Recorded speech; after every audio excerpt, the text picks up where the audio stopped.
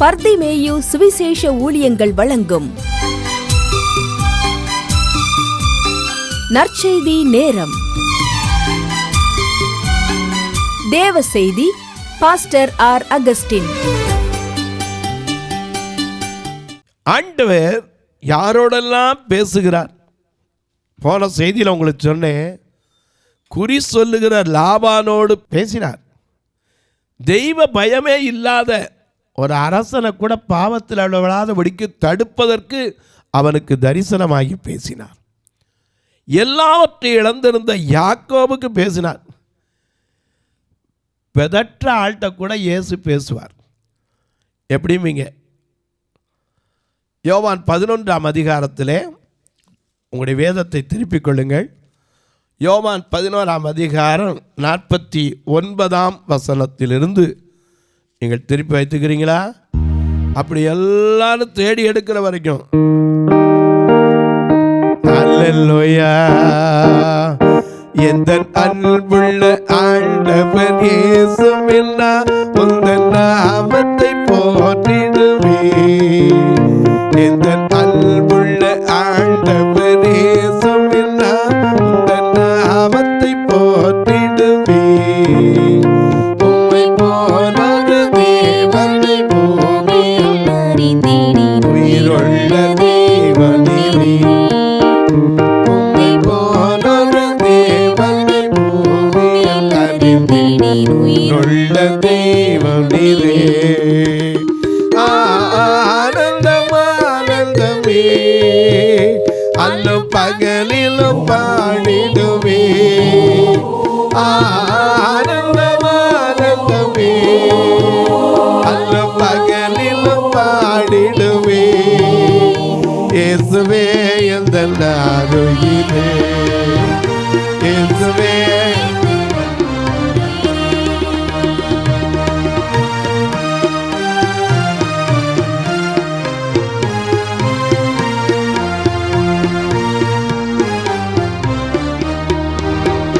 எந்தன் சிருஷ்டிகரே, உம்மை நினைத்திடவே இந்த நிலையில்லா வாழ்க்கையிலே. எந்தன் சிருஷ்டிகரே, உம்மை நினைத்திடவே அந்த நிலையில்லா வாழ்க்கையிலே. இந்த மாய உலகத்தை வெறுத்திட அழித்தே பரிசுத்த ஜீவியமே. இந்த மாய உலகத்தை வெறுத்திட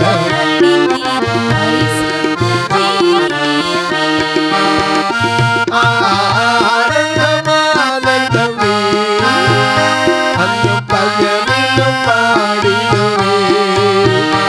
ஆனந்தம் ஆனந்தமே, அந்த பகலிலும்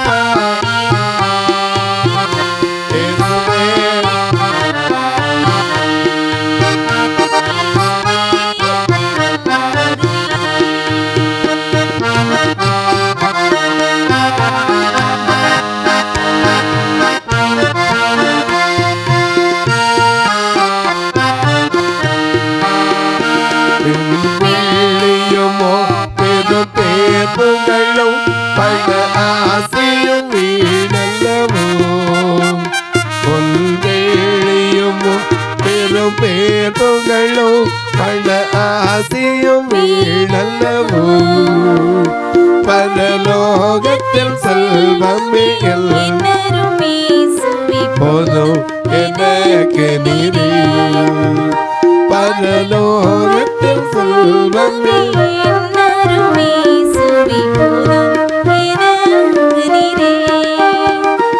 ஆனந்தம் ஆனந்தமே,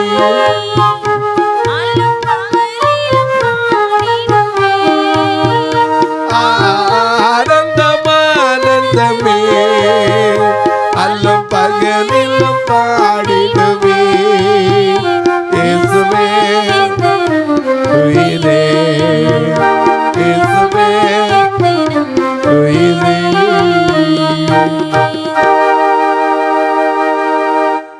எனக்கு அன்பானவர்களே, குறிகார லாபாண்ட மட்டும் பேசுறதில்லை, படுத்திருந்த யாக்கோபிட்ட மட்டும் பேசுகிறோம்ல, தெய்வ பயமே இல்லாத ஒரு அரசன்ட்ட கூட பேசினார். இப்போ பாருங்க, அவரையே எப்படியாவது கொலை செய்யறதுக்கு தீர்ப்பு சொல்லணுங்கிற ஒரு பிரதான ஆசாரியன் அவரிடத்தில் பேசுகிறார் பாருங்க. அவன் வாயில் வார்த்தை வைக்கிறார், ஆனால் அவனும் அது தீர்க்க தரிசனமாக அவன் பேசுனான், சுயமாக பேசலை. வாசிங்க பார்க்கலாம். லூக்கா எழுதின சுவிசேஷம் யோவான் 11ஆம் அதிகாரம் 49. அப்பொழுது அவர்களில் ஒருவனும் வருஷத்து பிரதான ஆசாரியனுமாகிய பிஷப்பு, அந்த நேரத்தில் அந்த வருஷத்தில் அவன் தான் பிஷப்பு, பிரதான ஆசாரியனுமாகிய காய்பா என்பவன் அவர்களை நோக்கி உங்களுக்கு ஒன்றும் தெரியாது. அப்பா, இவர் சொல்ற வார்த்தையை கேளுங்க, உங்களுக்கு ஒன்றும் தெரியாதுப்பா. ஜனங்கள் எல்லாரும் கெட்டு போகாதபடிக்கு ஒரே மனுஷன் ஜனங்களுக்காக மரிப்பது நமக்கு நலமா இருக்கும் என்று ஆண்டவர் அதுதானே சொன்னாரு. தேவன் தம்முடைய ஒரே பேரான குமாரனை விசுவாசிக்கிறவன் எவனோ அவன் கெட்டு போகாமல் நித்திய ஜீவனை அடையும்படிக்கு அவரை தந்தருளி இவ்வளவாய் உலகத்தில் அன்பு கூர்ந்தார். யோவான் 3:16. இந்த வார்த்தையை யார் சொல்றா?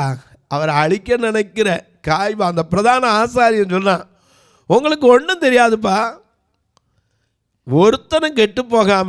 திரும்ப வாசிங்க, உங்களுக்கு ஒன்றும் தெரியாது, ஜனங்கள் எல்லாரும் கெட்டு போகாதபடி, ஜனங்கள் யாரும் எல்லாம் கெட்டு போயிடாதபடிக்கு ஒரே மனுஷன், அந்த ஒரு மனுஷனுடைய மீறுதல், ஐயா கீழ்ப்படிதல். ரோமர் 5:19 வாசிக்கிறோம், ஒரு மனிதனாலே பாவம் பிரவேசித்தது, அதே ஒரே மனிதனால மீட்பு வந்தது. ரோமர் 5:19 வாசிங்க.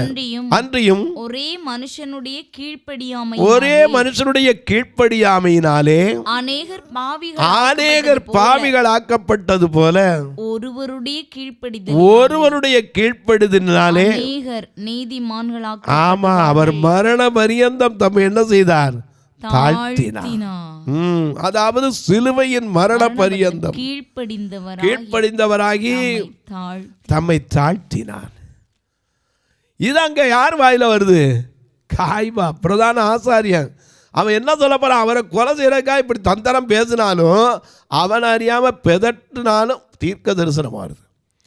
இப்போ வாசிங்க, அவன் சொல்ல, உங்களுக்கு ஜனங்கள் எல்லாரும் கெட்டு போகாதபடிக்கு ஒரே மனுஷன் ஜனங்களுக்காக மரிப்பது நமக்கு நலமா இருக்கும் என்று நீங்கள் சிந்தியாமல் இருக்கிறீர்களா? இதை அவன் சுயமாய் சொல்லாமல், அவன் சுயமா சொல்லியிருந்தா அப்படி சொல்லியிருக்க முடியாது. சுயமாய் சொல்லாமல் அந்த வருஷத்து பிரதான ஆசாரியனானபடியினாலே இயேசு யூத ஜனங்களுக்காக மரிக்க போகிறார் என்பதையும், அந்த ஜனங்களுக்காக மாத்திரம் அல்ல, சிதறி இருக்கிற தேவனுடைய பிள்ளைகளை ஒன்றாக சேர்க்கிறதற்காகவும் மரிக்க போகிறார் என்றும் தீர்க்க தரிசனமாய் சொன்னான். தீர்க்க தரிசனம் பெதட்டினா கூட தீர்க்க தரிசனமா பேச வைக்கிறாண்டவர். யாரை கொண்டு பேசுவார்? இந்த லாபான் குறிகாரன் மட்டுமல்ல, நல்ல தந்திரவாதி. ஏன்னா மருமகனை வச்சு வேலை வாங்குறதுல ரொம்ப அருமையான ஆள். எனக்கு கண்பானவளே, என் மரணம் சொன்னப்பா, உனக்கு குறியினால தெரிஞ்சுக்கிட்டேன்ப்பா, நீ அங்கிட்ட இருக்கியா? அவன் இருக்க சம்மதிச்சான். எத்தனை வருஷம்? 20 வருஷம். அவனே சொன்ன ஆதியாகமம் 30:30 மிக அழகா பேசுறாரு பாருங்க. யாக்கோபு பேசுறத பாருங்க. ஆதியாகமம் 30ஆம் அதிகாரம் 30ஆம் வசனத்தை பார்க்கலாம். அவனே சொன்னான், ஐயா நான் வரும் முன்னே உமக்கு இருந்தது கொஞ்சம், நான் வந்த பின் கர்த்தர் உம்மை ஆசீர்வதித்ததினால். ஏன்னா இவன் யாரை பத்தி தான் சொல்லுவான்? கர்த்தரை பற்றி. அறியாதவன்ட்ட கூட நாம சுவிசேஷம் சொல்லணும். ஏன்னா இயேசுவை அறிவிக்கணும். நாம அதுதானே இந்த பூமியில இயேசுவை அறிகின்ற தாகத்தினால் எல்லாமே இழந்து விட்டேன், நான் எல்லாமே இழந்து விட்டேன், இயேசுவால பிடிக்கப்பட்டவன். அவர் ரத்தத்தாலே கழுவப்பட்டவள், இயேசுவால பிடிக்கப்பட்டவள், அவர் ரத்தத்தாலே கழுவப்பட்டவள். எனக்கென்று எதுவும் இல்லை, இந்த பூமி சொந்தமில்லை, எனக்கென்று எதுவும் இல்லை, இந்த பூமி சொந்தமில்லை. எல்லாமே இயேசு, எல்லாமே இயேசு, எல்லாம் இயேசு, இயேசு, இயேசு, எல்லாம் இயேசு, இயேசு, இயேசு. எனக்கு அன்பானவர்களே, நல்லா கவனிங்க. இயேசு யாரோட பேசினார்? மரிக்க போறதுக்கு முன்னாடி கூட கள்ளனோட பேசினார். அவன் கேட்டான், ஐயா உங்களுடைய ராஜ்யத்தில் என்னென்ன செய்யும் நினைத்து கொள்ளுனார். உடனே அவன்கிட்ட பேசினார், இன்றைக்கு என்னோடு கூட பரதேசில் இருப்பார். சிலுவையில் கூட தொங்கிக் கொண்டிருக்கும் போது யோவான்கிட்ட பேசுகிறார், ஸ்திரியே அதோ உன் மகன், அதோ உன் தாய். அவர் யார்கிட்டையும் பேசுவார். ஏன்னா இந்த உலகத்தில் வந்தது எதுக்கு? ஒருத்தனும் கெட்டு போயிடக்கூடாது. எனக்கு அன்பானவரே, அந்த தெய்வத்தை அறிந்தவன் யாக்கோபு. அதனால தான் சொல்றான், நான் வரும் முன்னே உமக்கு இருந்தது கொஞ்சம், நான் வந்த பின்னே கர்த்தர் உம்மை என்ன செய்தார்? ஆசீர்வதித்ததினால் அது மிகவும் பெருகி இருக்கிறது. இன்னைக்கும் சொல்றேன், கர்த்தர் உங்களை ஆசீர்வதிக்கிற தெய்வம். உங்களை பெருகவே பெருக பண்ணுவார். ஏன்னா அதான் வாக்கு. ஆதி ஆமத்தில் வாசிக்கிறோம், ஆபிரகாமுக்கு அதுதான் சொன்னார், உன் சந்ததி எப்படி இருக்கும்? வானத்து நட்சத்திரங்களை போலவும் கடற்கரை மணலை போலவும் உன் சந்ததியை பெருக பண்ணுவேனார். இதை யாக்கோபு கண்கூடா பார்த்தவன் சொன்னான், நான் வரும் முன்னால உனக்கு இருந்தது என்னது? கொஞ்சம். நான் வந்த பிறகு கர்த்தர் உம்மை ஆசீர்வதித்ததினால் அது மிகவும் பெருகி இருக்கிறது. அதோட நிப்பாட்டல. என்ன கேட்டா தெரியுமா? இனி நான் என் குடும்பத்துக்கு சம்பாத்தியம் பண்ணுவது 20 வருஷம் வரைக்கும் எதை பற்றி என்ன செய்யலை, யோசிக்கவே இல்லை. ஏன்னா 12 வருஷம் ராகேலை காட்டி லேயாளை கொடுத்து 7 வருஷம் போச்சு. நல்ல கண்ணியை காட்டி முண்டை கண்ணியை கொடுத்து விட்டான். திரும்பி இவளுக்கா 7 வருஷம், 14 வருஷம், அப்புறம் 6 வருஷம். எனக்கு அன்பானவர்களே, 20 வருஷம் போன பிறகு தான் இவனுக்கு என்ன வந்துச்சு? இனிமேல் என் பிள்ளை விட்டு சம்பாதிக்கிறது எப்படின்னு.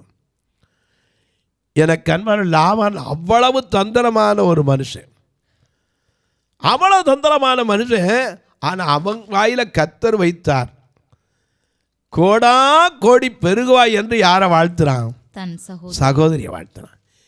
இந்த வாழ்த்துதல் அவன் வாயிலிருந்து வருமா மனசார? கொஞ்சம் யோசிச்சு பாருங்க. இது எங்கேருந்து வந்தது நமக்கு தெரியணும். ஆதியாகமம் 22ஆம் அதிகாரத்தில் 12ஆம் வசனத்தை வாசிக்க கேட்போம். ஆதியாகமம் 22:12 வாசிக்க. அப்பொழுது அவர் யாரு? கர்த்தர். பிள்ளையாண்டான் மேல் உன் கையை போடாதே. நல்ல கவனிங்க. எல்லாத்தையும் கொண்டு வந்த போது ஈசாக்கு நிப்பாட்டி கேட்குறான், பலியிட வாரார். ஆபிரகாம்கிட்ட கேட்டார், இதெல்லாம் உங்களுக்கு தெரிஞ்சதுதான். ஆபிரகாம்கிட்ட கேட்க, அப்போ உன் ஏகசுதரன் நேசகுமாரனும் ஆகிய உன் நேசகுமாரனை என்ன செய்ய எனக்கு பலியாக கொடுனார். யார்கிட்டையும் பேசலை. பிள்ளை மேலே கட்டையை தூக்கி வச்சு இவன் கத்தி நெருப்பை எடுத்துக்கிட்டு வேலைக்காரனை கூட்டிகிட்டு கழுத மேலே சேனம் கட்டி புறப்பட்டு வரான். பாறை வழியில் கேட்குறான், எப்பா நம்ம ஒன்றை மறந்துட்டு வந்துட்டோமப்பா, கட்டை கொண்டாந்துருக்கோம், கத்தி கொண்டாந்துருக்கோம், நெருப்பு கொண்டாந்துருக்கோம், பலிக்கு ஆடைங்கப்பா. அப்பந்தான் அவன் சொல்லியிருப்பான், கர்த்தர் பார்த்து கொள்வார். நம்ம பாடுறோம்ல, யெகோவா ஈரே எல்லாமே பார்த்து கொள்வே,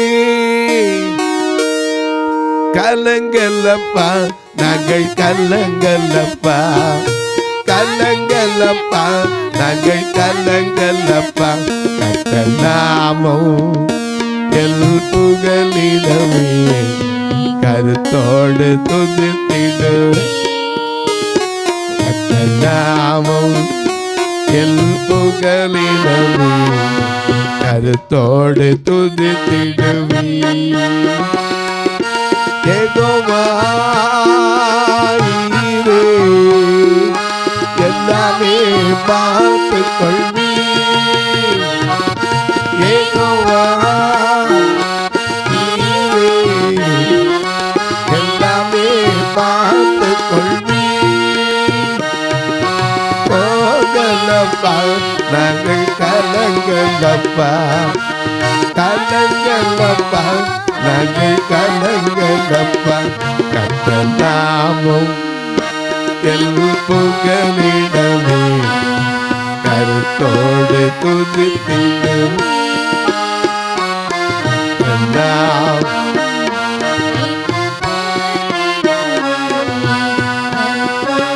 துதித்திடுமே. எல்லாத்தையும் கொண்டு வந்தான் ஒன்ன மறந்துட்டப்பா. அவன் சொல்லி கொடுத்துருப்பான், கர்த்தர் பார்த்துக் கொள்வார். ஹல்லேலூயா. ஈசாக்குக்கு அப்போ வயசு என்ன தெரியுமா? பலியிட வரும்போது 38. நம்மளா இருந்தா அப்பா கொண்டு கட்டி பலிபீடத்தில் வைக்கிற வரைக்கும் பேசாமல் இருந்திருப்போமா? கிழவனை தூக்கி வச்சிருப்போம், தள்ளி விட்டுருப்போம். அவன் ஒன்றுமே பேசலை. பலிபீடத்தில் வச்சு கத்தி எடுக்கிற வரைக்கும் ஒரு வார்த்தை பேசலை. ஏன்னா அவன் நம்பிக்கை கர்த்தர் பார்த்து கொள்வார். இன்னைக்கு நமக்கு ஒரு சின்ன பிரச்சனை வந்துட்டா ஆண்டவர் இருக்காரா இல்லையா? அன்னைக்கு ஒருத்தர் ஆக்சிடெண்ட்டில் இறந்துட்டார். நாங்கள் போயிருந்தோம். அவர் அம்மா கடவுளுக்கு இறக்கமே இல்லையே, கடவுளுக்கு இறக்கமே இல்லை, இறக்கம் இல்லை. இவர் போய் விழுந்தது எதில்? குடிச்சுவிட்டு. கடவுளை இறக்கம் வைக்கிறதுக்கு என்ன இருக்குது? எனக்கு கண்பாருடைய அநேக நேரங்களில் இறக்கம் இருக்கிறதுனால தான் அடுத்த நிமிஷம் தகவல் கிடச்சி ஆஸ்பத்திரிக்காக தூக்கிட்டு போகிற கர்த்தர் வழி செய்தார். நாம் மறந்துடுறோம்.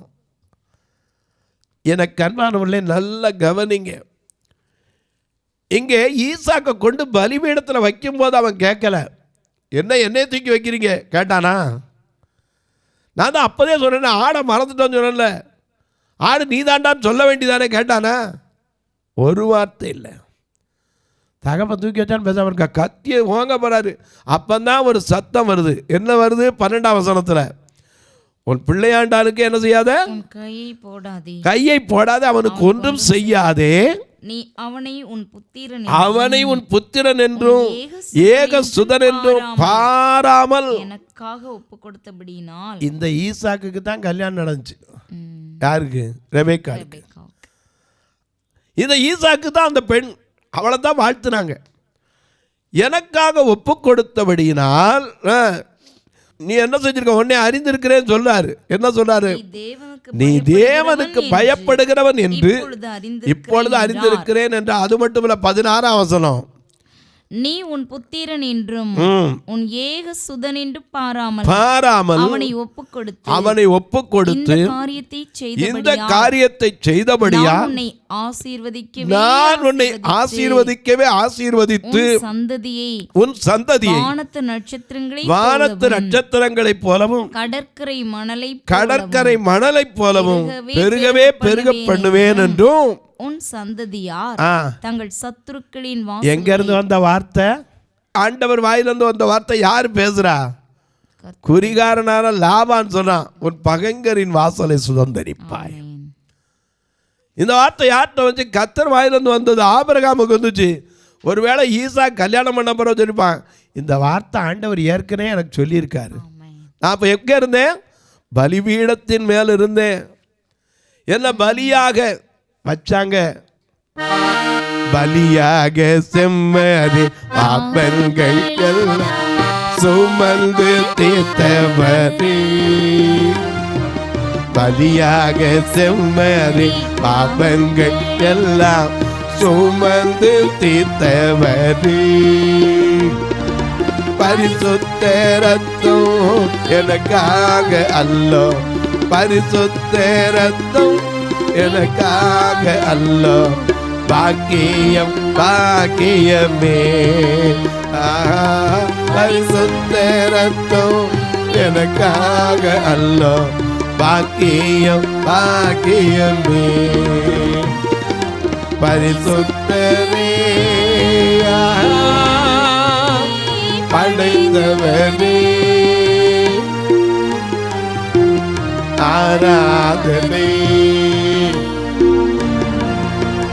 ஆராதனை பரிசுத்தரே படைத்தவரே ஆராதனை ஆராதனை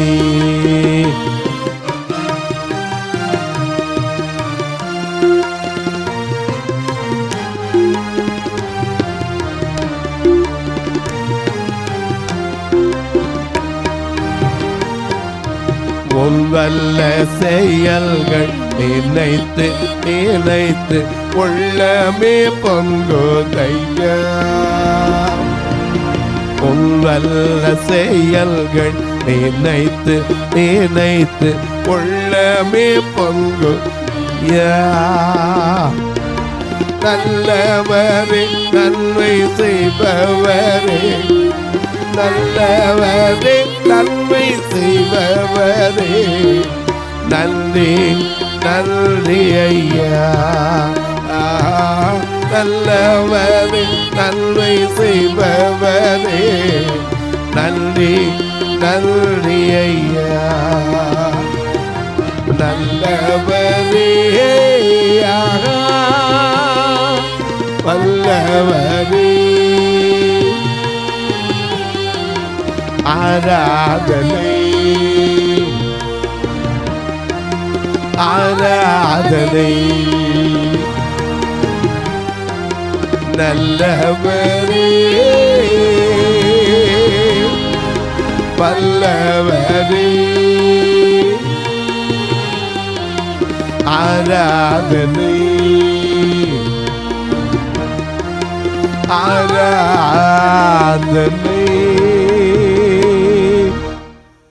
எனக்கு அன்பானுடைய பலியா இருக்கும்போது எங்க அப்பாட்ட சொன்ன வாக்கு தத்துவம் தான். இன்னைக்கு அநேகம் இருக்கிற வாக்கு தத்துவம் அதாங்க பெரிய பிரச்சனை. வாக்கு தத்துவத்தின் ஆழம் என்ன? லாபான் வாழ்த்துறான், கோடா கோடி பெருகுவாயினோன்னு. இந்த வசனத்தை சொல்றமே, லாபானுக்கு கொடுத்த சத்தம் எங்க இருந்து கிடைச்சிருக்கு? அவன் குறிகாரன், ஆனா கர்த்தர் அவனை கொண்டு பேசினார். ஆண்டவர் சொன்னார், எப்பா உன்னை ஆசீர்வதிப்பேன், உன்னை பெருக பண்ணுவேன். எது வானத்து நட்சத்திரங்களைப் போல, கடற்கரை மணலை. ஆனா இவனுக்கு கடற்கரையை பார்த்தது கிடையாது. யாரு? லாபான் எங்க போய் கடற்கரை பார்த்தான்? அவனுக்கு தெரிஞ்சாலும் கோடி. இவனுக்கு காடை விற்கிறது எவ்வளோ பெருகும், கோடியை விற்கலாம். அதனால தான் சொன்ன கோடா கோடி பெருகுவாய். தொலைக்காட்சியில் பார்க்கிற என் அன்பு மக்களே, இந்த நிகழ்ச்சியை நாள்தோறும் பார்க்குறீங்க, கேட்குறீங்க, பரவசம் அடைகிறீங்க. ஆதியில் இருந்த திருமணம் எப்படி இருந்துச்சு, என்ன வாழ்த்தினாங்க, அதற்கு அவங்க தகுதி என்ன? இன்னைக்கு நம்முடைய வாழ்க்கையில் ஏன் ஆசீர்வாதம் இல்லை, அநேக நேரங்களில் சந்தோஷம் இல்லை? இந்த வார்த்தைகளெல்லாம் படித்து பாருங்கள் உட்கார்ந்து. நிச்சயமாக ஆசீர்வதிப்பார். ஏன்னா அன்னைக்கு ஆசீர்வதித்தார் குடும்பத்தை. ஆதாம் தொடங்கி ஏவாளை ஆசீர்வதித்தார். நீங்கள் பழுகி பெருகி பூமியை நிரப்பி அதை கீழ்ப்படுத்தி எல்லாவற்றையும் ஆண்டு கொள்ளுங்கள் கையெழுத்திட்டார. ஏன் இன்னைக்கு நமக்குள்ள ஆசீர்வதிக்கப்படலை? அன்னைக்கு இருந்த கல்யாணத்துக்கு இன்னைக்கு இருந்த கல்யாணத்துக்கும் ஏராளமான வித்தியாசம். அன்னைக்கு இருந்த பக்திக்கு இன்னைக்கு இருக்கிற பக்திக்கு ஏராளமான வித்தியாசம். அன்னைக்கு இருந்த தெய்வ பயத்துக்கு இன்னைக்கு இருக்கிற தெய்வ பயத்துக்கு ஏராளமான வித்தியாசம் இருக்குது. இதை அறிந்து கொள்ளுங்கள். நிகழ்ச்சியை பார்க்குற நீங்கள் ஒரு வார்த்தை ஜெபம் பண்ணுங்க. இது தொடர்ந்து வரணுவதற்கான தேவைகள் சந்திக்கப்படும். அது மட்டும் இல்லை, எனக்கு அன்பானவர்களே, எங்கள்கிட்ட 2 ஆலயம் இருக்குது. எப்போமாவது மதுரைக்கோ திருநெல்வேலிக்கோ வந்தால் வாங்க, ஃபோன் பண்ணுங்கள், நானே உங்களை கூட்டிகிட்டு வரோம். வந்து பாருங்கள். எத்தனை கட்டுமான பணியில் ஒரு ரூம் கட்டணும். திருநெல்வேலியெல்லாம் உள்ளே ஆட்கள் தங்கியிருக்காங்க, கண்ணூரி அவங்க. ஆனால் இவங்களுக்கு இருக்கிறதுக்கு நெருக்கம், இன்னொரு ரூம் கூட கட்ட முடியல. அந்த நெருக்கத்தின் மத்தியில் தான் இருக்கிறோம். ஆண்டவர் நடத்துகிறார். தெரு தெருவாக பிரசங்கித்து அதில் வர்றது தான் வச்சு இந்த தொலைக்காட்சி நிகழ்ச்சி அதை நடத்தி இந்த சபையில் வர்ற மக்களை வெறுமையாக அனுப்பிடக்கூடாது. திருநெல்வேலி மாவட்டத்தில் மட்டும் இந்த பார்வையற்ற மக்களை கூட்டிகிட்டு வரக்கு பகலில் காலையில் 2 தரம், திருப்பி கொண்டு விட 2 தரம், 4 தரம் வேலை இருப்போம். 4000 ரூபா செலவு. அப்போ மாதம் எவ்வளோ ஆச்சுன்னு பார்த்துக்க. 4 வாரம் உங்கள் பிறந்த நாள், திருமண நாள் போன்ற நல்ல நாட்களில் ஒருவேளை உணவு கொடுக்க உதவலாம். இந்த பார்வையற்றவங்களுக்கு ஒரு ஊன்றுகோல் கொடுக்க உதவலாம். ஒரு அறை கட்டுகிற பணிக்கு உதவலாம். இந்த வேலையில் ஆத்மாக்களை அழைத்து வர பணிக்கு உதவலாம். பார்வையற்றோர் மரித்தா அடக்கம் பண்ணுற ஃபியூனரல் காரியங்களுக்கு உதவலாம். எப்படி உதவலாம்? இதில் 2 நம்பர் வந்துக்கிட்டே இருக்கும். அதில் ஜிபே உண்டு, ஃபோன்பே உண்டு. இல்லை விளக்கமாக வேணும்னா என்கிட்ட கேளுங்க, நான் உங்களுக்கு ஃபோன்லேயே அனுப்பி வைப்பேன். அது மட்டும் இல்லை, எனக்கு அன்பானவர்களே, நீங்கள் என்னிட்ட கேட்டிங்கன்னா உங்களுக்கு தெளிவாக சொல்லுவோம். உங்கள் ஜெப காரியங்களையும் தாராளமாக சொல்லலாம். காலை 10லேருந்து 5 வரைக்கும். ஏன் பிரதர் அதுக்கு பிறகு சொல்லக்கூடாத? சொல்லலாம். ஏன்னா நான் தெருவில் பிரசங்கம் பண்ண காலையும் சாயந்தரம் போகிறாள். நீங்கள் ஃபோன் அடித்து எடுக்காமல் நான் இருந்தேன்னா, ஐயா என்ன ஃபோன் அடிக்கிறேன் எடுக்கவே மாட்டேன்றாரேமிங்க. 10லேருந்து 5க்குள்ளானுங்க கட்டாயம் எடுப்பேன், உங்களுக்கு ஜெபிப்பேன். இப்போ ஜெபிக்கட்டுமா? ஒருவேளை கேட்கலாம், உதவணுன்னா என்ன பிரதர் செய்கிறது? இதில் 2 நம்பர் வந்துக்கிட்டே இருக்கும், ஃபோன்பே, ஜிபே. அது மட்டும் இல்லை, என்கிட்ட கேளுங்க, மற்ற காரியங்கள் எல்லாம் உங்களுக்கு அறிந்து கொள்ள தாராளமாக பேசி தெரிந்து கொள்ளலாம். இப்போ உங்களுக்காக ஜெபிக்கட்டுமா? நல்ல பிதாவே, திருமணம் வாழ்க்கையில் இணைந்து மனமகிழ்ச்சி இல்லாத மக்களுக்காகவும், திருமண வாழ்க்கையில் இழைக்கப்படவில்லையே என்று கண்ணீர் வடிக்கிறவர்களுக்காகவும், திருமண வாழ்க்கையில் இருந்தும் ஐயோ என் வாழ்க்கையில் என் பிள்ளைகளுக்கு ஒரு நல்ல வாழ்க்கை அமையலையேன்னு சொல்லி கண்ணீர் வடிக்கிற ஒவ்வொரு மக்களுக்காய் ஜெபிக்கிறேன். ஒவ்வொருவருடைய கண்ணீரை களிப்பாய் மாற்றும். திருமணமாகாத என் அன்பு தம்பிகளுக்காய், என் அன்பு சகோதரிகளுக்காய், அவருடைய வாழ்க்கையில் நியாயமாய் பெற வேண்டிய ஆசீர்வாதத்தை என் தேவன் கொடுத்து ஆசீர்வதிங்க. இந்த ஊழியத்தை தாங்குகிற, ஜெபிக்கிற, கொடுக்கிற எல்லா மக்களையும் ஆசீர்வதி. இந்த நாளிலும் கூட தங்களுக்கு அன்பான இழந்து தவிக்கிற ஆறுதலற்ற மக்களுக்காய் ஜெபிக்கிறேன். வியாதி படுக்கையில் இருப்போருக்காய் ஜெபிக்கிறேன். அரசு தேர்வு எழுத போகிற பிள்ளைகளுக்காய் ஜெபிக்கிறேன். ஒவ்வொருடைய மன விருப்பங்களையும் கர்த்தர் நிறைவேற்றும். வானத்திற்கும் பூமிக்கும் சகல அதிகாரம் கொண்ட இயேசு கிறிஸ்துவின் ஈடு இணையற்ற வல்லமையுள்ள நாமத்தில் ஜெபிக்கிற நல்ல பிதாவே, ஆமென். சபை ஆராதனை ஞாயிறு காலை 10 மணி முதல் 12 மணி வரை. இடம் பர்திமேயு சுவிசேஷ ஆலயம், அன்னை சத்யா நகர், இளமனூர் அஞ்சல், சக்கிமங்கலம் வழி, மதுரை மாவட்டம். பின்கோட் 625201 மற்றும் பர்திமேயு சுவிசேஷ ஜெப வீடு, flat number 107, Eden garden, Muthur, Tirunelveli. Pin code 627011. சிறப்பு உபவாச கூட்டம் ஒவ்வொரு மாதமும் 2வது சனிக்கிழமை காலை 10 மணி முதல் 1 மணி வரை நாகர்கோவில் YMCA ஹாலில் வைத்து நடைபெறுகிறது. மற்றும் ஒவ்வொரு மாதமும் 4வது சனிக்கிழமை காலை 10 மணி முதல் 1 மணி வரை திருநெல்வேலி புதிய பேருந்து நிலையம் அருகில் உள்ள கிரேஸ் ஹாலில் வைத்து நடைபெறுகிறது. எங்கள் எல்லா ஆராதனைகளிலும் கலந்து கொண்டு தேவனை மகிமைப்படுத்த அன்பாய் அழைக்கிறோம். உங்கள் உதாரத்துவமான காணிக்கைகளினால் இவ்வூழியத்தை தாங்க விரும்பினால் R Augustine, account number 5021364331, IFSC code IDIB 000B066, Indian bank, BP Kulam, Madurai. GPay number 9842181917, BGM ministries மற்றும் 9442559772, பிளைண்ட் மினிஸ்ட்ரீஸ் அகஸ்டின். உங்கள் தொடர்புக்கு பாஸ்டர் ஆர் அகஸ்டின், பர்திமேயு சுவிசேஷ ஊழியங்கள், நாகமலை, புதுக்கோட்டை, மதுரை 625019. தொலைபேசி எண்கள் 9842181917 மற்றும் 9442559772. கர்த்தர் தாமே உங்களை ஆசீர்வதிப்பாராக.